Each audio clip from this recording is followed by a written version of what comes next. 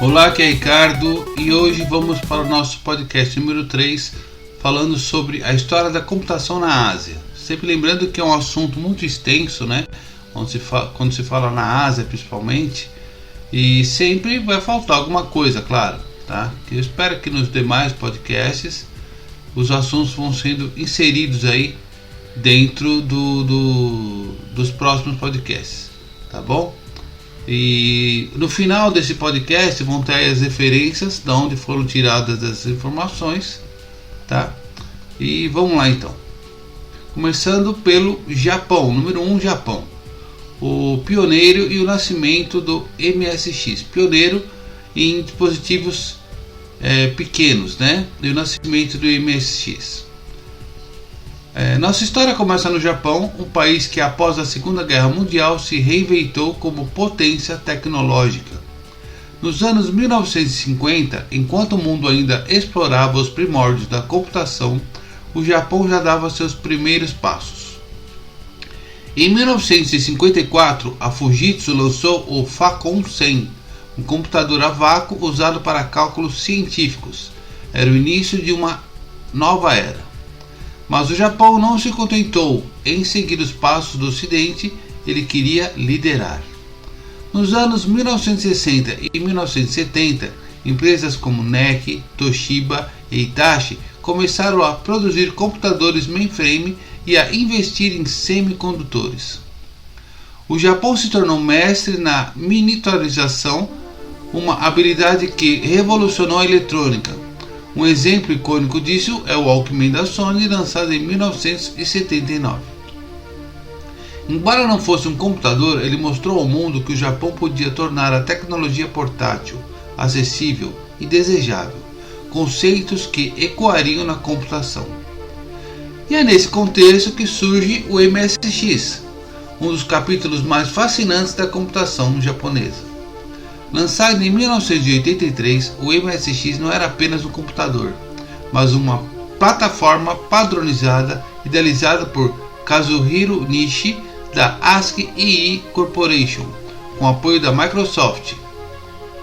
Sim, o MS vem de Microsoft, apesar de até hoje existirem discussões sobre a sigla MSX. A ideia era criar um padrão unificado para computadores domésticos, algo como o VHS dos PCs, que diferentes fabricantes poderiam adotar. Empresas como Sony, Yamaha, Panasonic e Toshiba lançaram seus próprios modelos MSX, todos compatíveis entre si.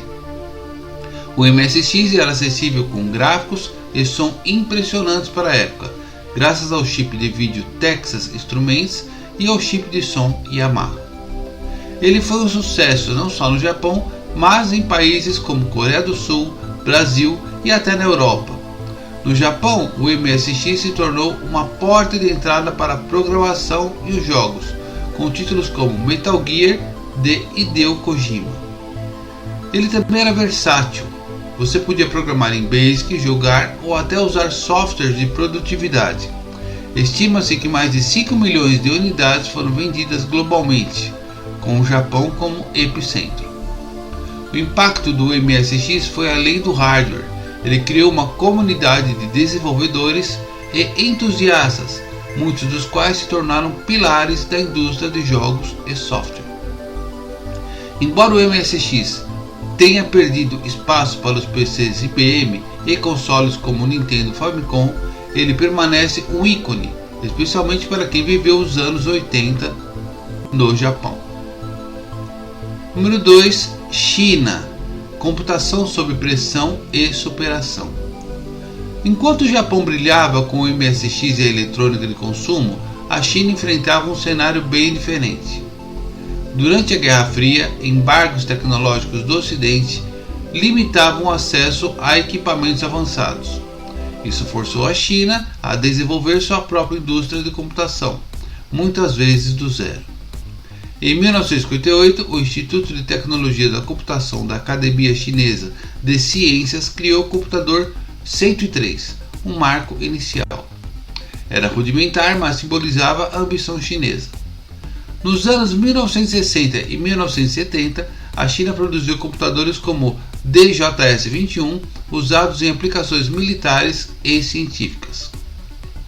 A revolução cultural, porém, atrasou o progresso, com muitos cientistas e engenheiros sendo afastados de seus trabalhos. O grande salto veio nos anos 1980, com as reformas econômicas de Deng Xiaoping. A China abriu suas portas para o mundo, e empresas como a Legend, hoje Lenovo, surgiram. Fundada em 1984, a Legend começou distribuindo computadores importados, mas logo passou a projetar os seus próprios. Em 2005, a Lenovo chocou o mundo ao adquirir a divisão de PCs da IBM, incluindo a linha ThinkPad, consolidando-se como uma gigante global. A China também se destacou em supercomputação. Em 2010, o Tianhe-1A tornou-se o supercomputador mais rápido do mundo. Em 2016, o Sunway Taoku Lite, construído com processadores chineses, assumiu o topo com 93 petaflops de desempenho. Esses feitos mostram como a China superou as barreiras iniciais para se tornar líder em computação de alto desempenho. Hoje, a China investe pesado em inteligência artificial e computação quântica, com empresas como Huawei e Alibaba na vanguarda. 3. Coreia do Sul, de chips a esportes. Agora vamos para a Coreia do Sul, um país que transformou sua economia em poucas décadas. Nos anos 1970, a Coreia era conhecida por indústrias como aço e têxtil, mas o governo viu na tecnologia uma oportunidade.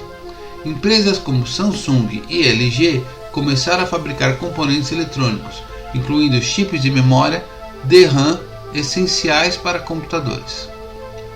Em 1983, a Samsung lançou seu primeiro chip DRAM de 64 kilobits, competindo diretamente com o Japão. Esse foi o início de uma ascensão meteórica. Nos anos 1990, a Samsung se tornou líder global em memória e hoje fornece chips para praticamente todos os dispositivos eletrônicos, de smartphones a servidores. A SK Hynix, outra gigante sul-coreana, também é um nome de peso no setor. Mas a Coreia do Sul não se limitou ao hardware. Nos anos 1990, o governo investiu em infraestrutura de internet, tornando o país um dos mais conectados do mundo. Em 2000, a Coreia já tinha banda larga em larga escala, algo que o Ocidente haveria anos para igualar.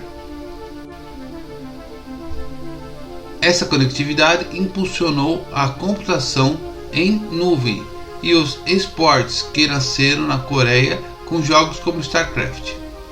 Os PC Banks, lan houses coreanas, se tornaram centros culturais onde jovens jogavam, socializavam e sonhavam em ser profissionais. A Coreia também foi pioneira em dispositivos móveis.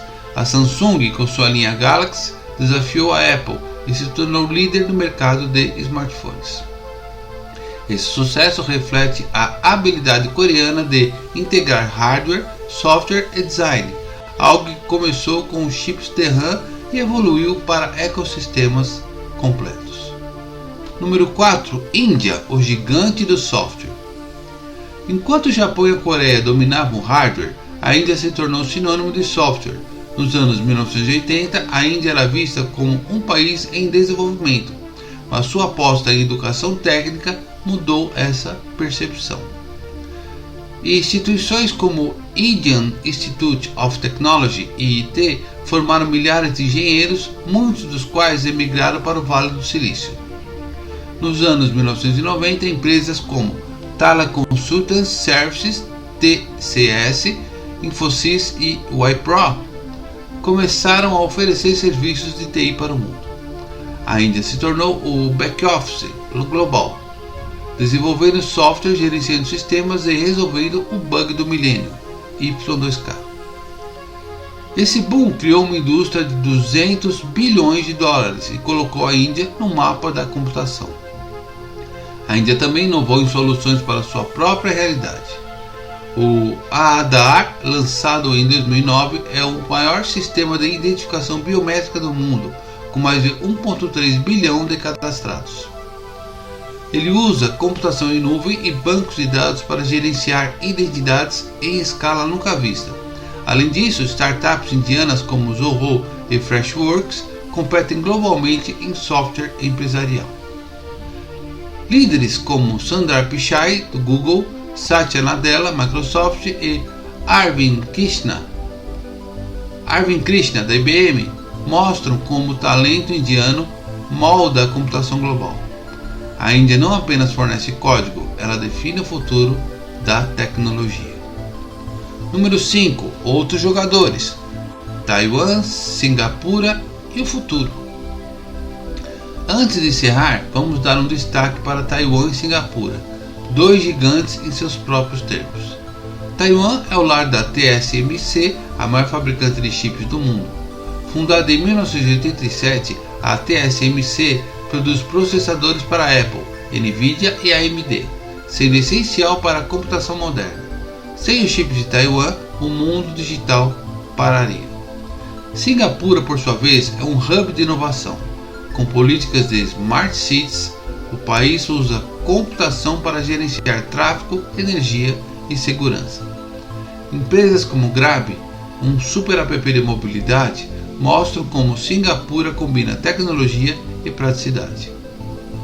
Olhando para o futuro, a Ásia continua na vanguarda, a China lidera em IA e 5G, o Japão explora a computação quântica, a Coreia inova em realidade aumentada e a Índia expande sua influência em software. A história da computação na Ásia é de superação, colaboração e ambição. E concluindo, assim termina a nossa jornada pela história da computação na Ásia, uma região que transformou desafios em oportunidades e colocou sua marca no mundo digital. Do MSX no Japão aos supercomputadores da China, dos chips da Coreia ao software da Índia, a Ásia nos ensina que a inovação não tem fronteiras. E você, o que achou? Qual história te surpreendeu mais? O impacto do MSX, a ascensão da Lenovo ou talvez os esportes coreanos? Deixe seu comentário. No próximo episódio vamos explorar a computação na África. Até lá e continue com a gente. Sempre lembrando, acesse nossos demais canais. O podcast até o momento está no Spotify, no YouTube e no Deezer, tá? Temos nosso site também, ali também o podcast está, que é o www.blogueirosamurai.com, com vários artigos sobre tecnologia. E colabore, compartilhe esse podcast, compartilhe essa informação. Esse podcast é também sobre retrocomputação, foi como eu comecei aqui, mas outros assuntos vão entrar aqui, né? Incluindo linguagem de programação, bancos de dados e assim por diante. E não deixe de compartilhar. Se você estiver ouvindo pelo YouTube, deixe seu like, compartilhe também. E caso queira colaborar, nosso Pix é blogueirosamurai@gmail.com, tá? Mas isso é totalmente à vontade. Tudo bem? Eu agradeço aí a presença e a todos os ouvintes. Obrigado e até o próximo podcast.